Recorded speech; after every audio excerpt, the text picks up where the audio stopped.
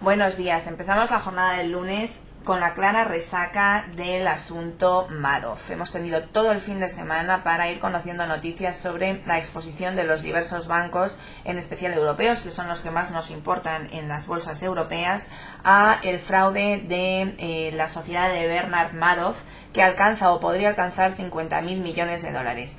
En resumidas cuentas, la estafa ha sido una clásica estructura piramidal en la que Madoff, uno de los gurús más respetados y reputados en Wall Street, ha terminado por ir pagando los intereses y la revalorización de sus accionistas o inversores más antiguos con el dinero que iba recaudando de los inversores más nuevos. El fondo o los fondos de Madoff eran famosos por dar retornos que en ningún caso eran inferiores al 6% anual y llevaba a su sociedad de inversión funcionando desde hace más de 40 años, es decir, no es algo totalmente nuevo. Lo que sí que está claro es que en los últimos tiempos y en especial con esta última crisis ha saltado el fraude y, bueno, pues como siempre ha arrastrado a multitud, no solo de particulares en Estados Unidos, donde la sangría es tremenda, sobre todo en capitales de rentas altas, sino también en Europa. Vamos a hacer un pequeño resumen a la exposición que hay de Madoff en el sector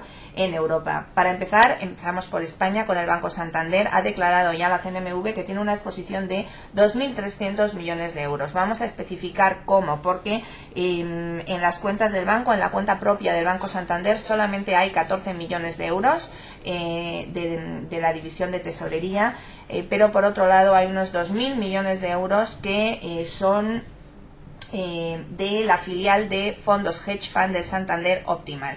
Esta filial de Santander está radicada en Ginebra y es una gestora de fondos hedge. Uno de los fondos hedge que comercializaba Optimal era precisamente un fondo hedge que invertía en Estados Unidos y estaba subgestionado por Madoff. Aquí es donde está la parte más importante de la pérdida. Y luego hay 300 millones de euros adicionales que no son de cliente institucional, sino que son de cliente de banca privada.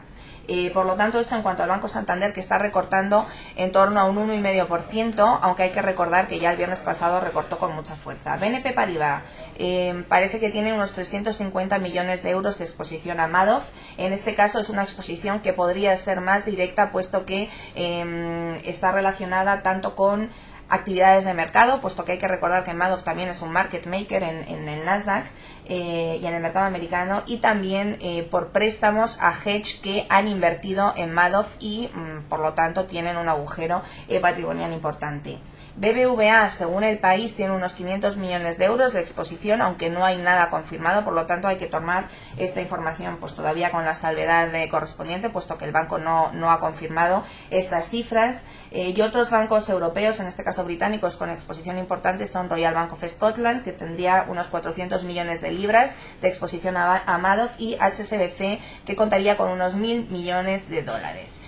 Lo que está claro es que el viernes pasado el sector financiero sufrió muchísimo debido a la incertidumbre sobre cuál podría ser la exposición al asunto de Madoff, y ahora ya poco a poco se va conociendo. El otro gran asunto del día es el sector del automóvil. A última hora del viernes en Estados Unidos, el presidente Bush y el presidente del Tesoro dijeron que estaban estudiando de nuevo la posibilidad de desviar parte de los 700.000 millones de dólares del TARP a ayudar al sector del automóvil. Esto hizo que el mercado americano se diera la vuelta, estaba cayendo y se puso a subir, y bueno, pues también ha provocado que, por ejemplo, esta mañana en Asia hubiera subidas generalizadas, no solamente de las empresas del sector del automóvil, sino también de empresas del sector de las materias primas, en especial del sector del metal, muy ligado a la demanda en el sector del automóvil. Además, hay alguna noticia en Europa sobre este sector. Por un lado, tenemos en prensa italiana rumores sobre posibles conversaciones entre Sarkozy y Berlusconi, hablando sobre la posibilidad de combinar Fiat y Peugeot Citroën. Bueno, pues es un sector que claramente tiene problemas y se está hablando de consolidación. Por otra parte, Volkswagen esta semana tiene previsto estudiar un plan de austeridad para ahorrar costes ante la previsión de caídas muy importantes en la demanda durante el año 2009. Y por último, una pequeña mención al petróleo. Este miércoles hay reunión de la OPEP. Se prevé un recorte de 2 millones de barriles de petróleo diarios en la producción, que sería lo que ya han recortado desde octubre los países de la OPEP. y bueno, pues durante las últimas sesiones hemos visto algún repunte, luego caídas, y hoy por ejemplo otra vez está repuntando el petróleo, está bastante por encima de los mínimos que conocimos hace algunas jornadas. Y un asunto que también llama la atención, y es que Goldman Sachs el pasado viernes publicó un informe en el que decía que el precio del barril de petróleo puede llegar a los $30 por barril. Recordamos que era una de las casas más agresivas en sus previsiones de precio del petróleo en el pasado mes de julio. Hablaban incluso de un precio del petróleo en $200 por barril, y ahora, bueno, pues la situación o las perspectivas son completamente opuestas y hablan sobre un objetivo de $30 por barril.